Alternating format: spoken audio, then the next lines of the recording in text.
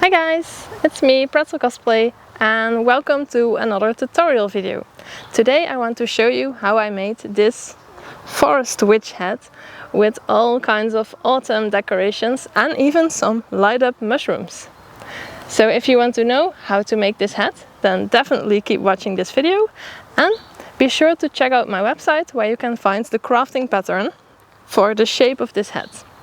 So you can make it as well out of EVA foam. Alright, let's get crafting! You can download the pattern for this hat from my website. It's the swirly witch hat. And then you just print it out, tape it together and cut out the pattern pieces. For this witch hat you'll end up with 3 pattern pieces. And then you need to cut these out of foam and you need to mirror it, so you need 6 pieces in total. To cut the foam, always use a cutting mat to protect your table. I'm using a sharp craft knife that I keep sharpening in between because that makes the cuts in the foam really neat and that will make it easier to glue it afterwards. To make the point of the witch hat really pointy, you need to cut the start of the pattern with the knife at an angle, and then you can continue cutting the rest straight. So here you see me angling the knife and then cutting the start, so the point or the tip of the hat at an angle, and then slowly moving the knife so it's straight again, and then cut the rest of the pattern piece out straight. That's what I call a variating cut, and you can learn more about different cuts in foam in my foam crafting book, The Ultimate Guide to Foam. We'll link the book in the description below. And then we have all 6 pieces for the hat, all lined up together on the table. For gluing the pieces of foam together, I'm using Duracol, which is a contact glue. It's from Mink in the Netherlands, and it's a very good glue for foam. I put a little bit of glue inside of a small squeeze bottle. I get these on Amazon, and I will link it in the description down below. And this makes it easier to apply the glue to the foam, and it also lengthens the shelf life of the can because you only put a little bit of glue in the bottle, which then dries out in a few days. So you don't have to throw out the whole can. And then for gluing the foam, I first spread a thin layer of foam on both foam pieces I want to glue together. Then I wait a couple of minutes until the glue is not wet anymore but tacky. And then I try to align the alignment marks so the pattern pieces fit together and so they form the actual shape of the witch hat. In this example you see that the registration marks don't align perfectly, but that's because at this point I was still making the pattern. But if you download the pattern and print it, then please try to align the registration marks because that will actually make the beautiful curve in the hat. And sometimes you will have to wiggle a little bit with the foam to make it fit, together, but that will give the shape. Otherwise you will get just a flat shape that doesn't have the curl. So it's really important to align the marks. Hat I'm using low density EVA foam, which is obviously softer than high density EVA foam, so that makes it easier to actually glue it together and get those intricate curves in the shape. So I really recommend to make a hat like this with low density EVA foam and not with high density EVA foam. I figured I would just leave the whole footage of gluing this hat in the video, a bit sped up because otherwise it takes a very long time to watch this, but it can maybe help you to actually glue it together yourself as well, because I know this can be a little bit tricky if you're not used to working with foam, because especially the curve in the hat is not very easy to glue together, but I know you can do it. Really, I have trust in you. Foam that I'm using is actually also from that shop Mink from the Netherlands, and it's the Polyprops foam. And they also have it in more thicknesses, but 5mm thickness works very well for this hat. And then the whole hat is glued together, and we can start with creating some texture on it. Before carving into the foam or burning, I first drew some lines on the head using a white paint marker. This way I could easily draw some lines on the dark colored foam. A silver or gold Sharpie will also work. I wanted to create some wood grain texture into the foam, and to do this I used a wood burning tool and actually melted away the foam to create a three-dimensional texture. It works really well with low density EVA foam because it burns or melts away quite quickly with the heat of the wood burning tool. And you can also use an old soldering iron if you want. But I personally really like this wood burning tool because it has different tips that you can attach to it. And this one is a very thin tip that makes it easy to create cool textures. It's very important that when you're using this technique and burning or melting away foam, that you wear a respiratory mask to protect your lungs, because you don't want to inhale the fumes because it's very toxic. And it's also important to work in a well ventilated area with the windows open or even outside. That's also an option. But always wear the mask. And a dust mask is not enough. Here you see the result of the texture and it looks really cool. And these pumpkins you can also make with a pattern from my shop. Now let's open a pack of foam clay and sculpt some cool things to decorate the hat. Foam clay is a very soft clay and you can add some water to it to make it even softer and also a bit sticky. And then you can sculpt whatever you want with it. Like for example these cute acorns. And I just used my hands and a wooden clay modeling tool to sculpt the foam clay into the shape that I want. In this case, a cute acorn. And here's a silicone tip clay modeling tool that also works very well for creating some texture into the foam. Foam clay may be a little bit different than you're used to if you're used to working with normal clay. It's more soft and it's really lightweight, so you can really easily squish it. So be careful with that.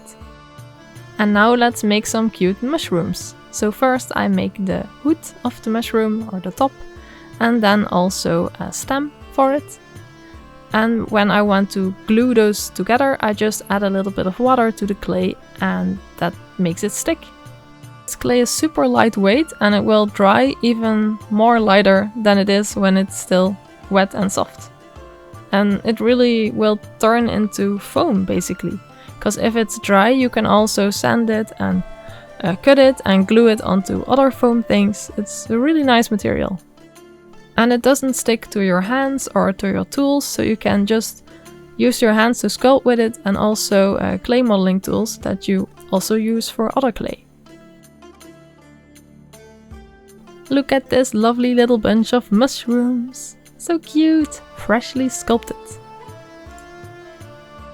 I also wanted to sculpt some little leaves to decorate the hat with, so I just took a little bit of foam clay and then sculpted it in the shape of this little ivy leaf, and then with the clay modeling tool I carved some lines in it to really make it look like a leaf. To keep the foam clay from drying up too quickly, I recommend to only take a little piece of foam clay outside of the pot that you want to use for the little thing that you're sculpting. So that way you extend again the shelf life of the material. Now let's make some elfenbankjes to really finish the look. Elfenbankjes is the Dutch word for these kind of mushrooms, and it literally translates to fairy benches. So quite cute, like little benches in the forest that the fairies can sit on. I don't know what they are actually called in English, so if you know, let me know in the comments because I kind of want to know. I don't suppose it's actually fairy benches, is it? And make some more leaves, because we made the acorns already, so we also need some oak leaves to make it look a little bit more logical and to make it make more sense. And this way I sculpt a lot of small little details that would fit in an autumn forest, and I leave them all to dry for a day or two, and then when the foam clay is cured, I use some of the contact glue again, and then I glue all the details onto the hat. It's so cute! You could technically also use hot glue to glue them on, but I like contact glue.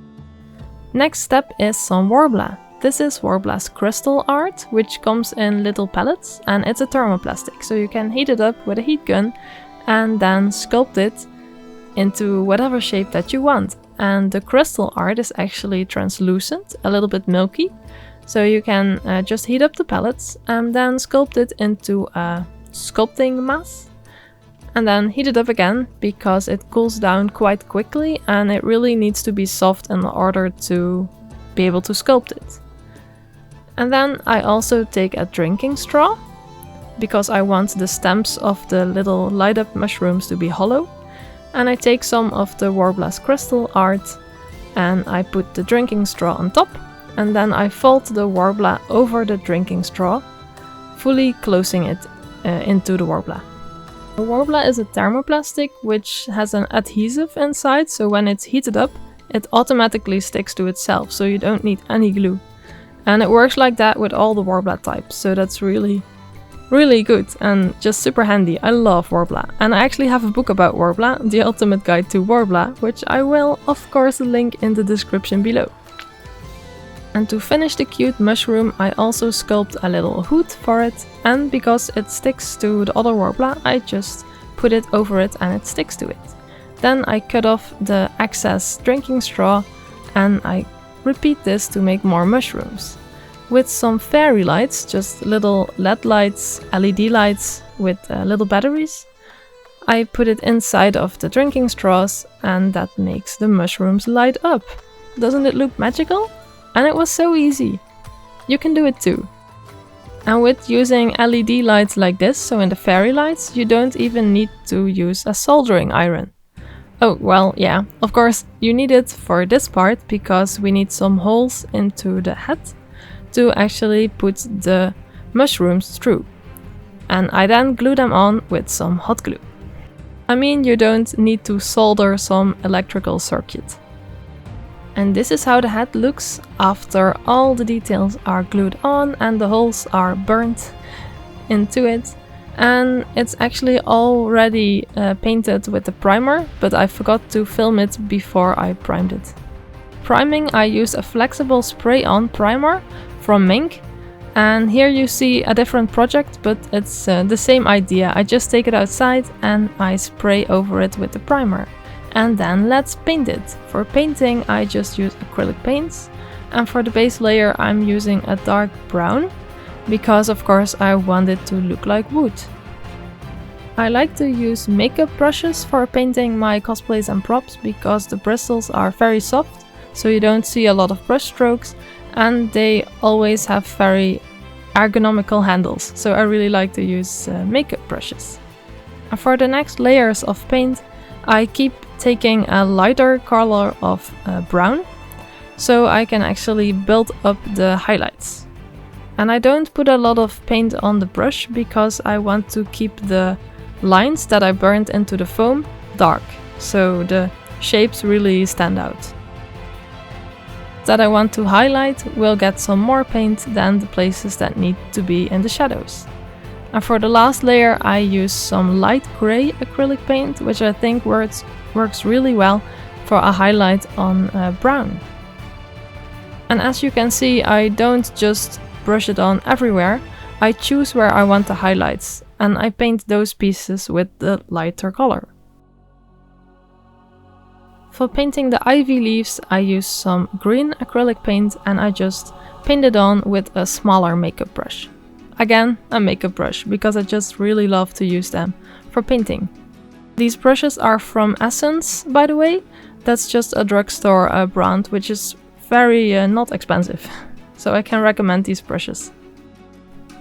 Of course, the mushrooms also need to be painted, and I use a technique which is called dry brushing. That means you just take a little bit of paint on the brush and just lightly paint it. That really gives a nice effect, I think. For the top of the mushrooms I mix some colors ranging from orange to red and everything in between, so I get some variation in the colors for the mushrooms, which makes it look more interesting. And mushrooms that need to be brighter I just add more layers of paint. The little fairy couches could use some more highlights and also some shading.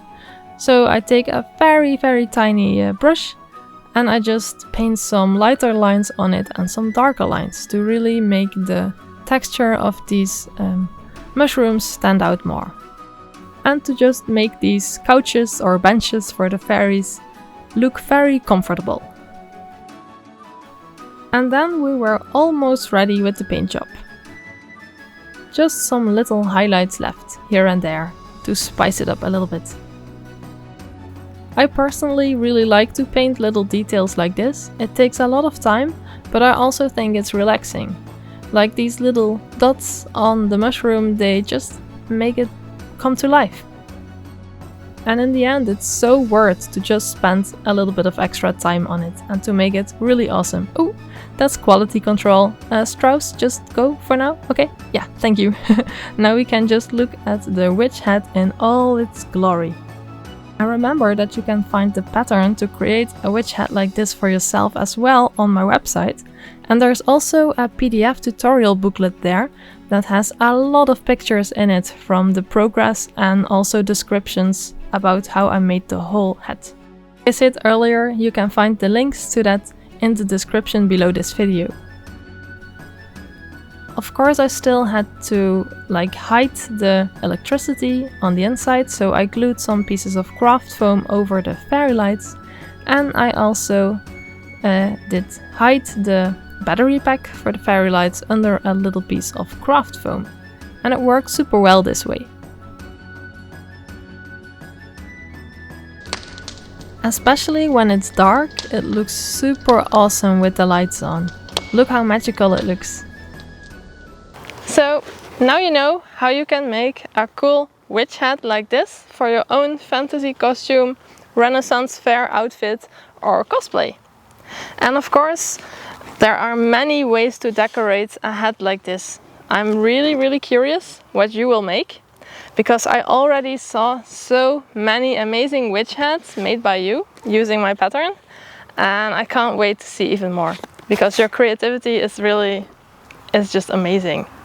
So thank you so much for watching this video, and see you in the next one. Bye bye!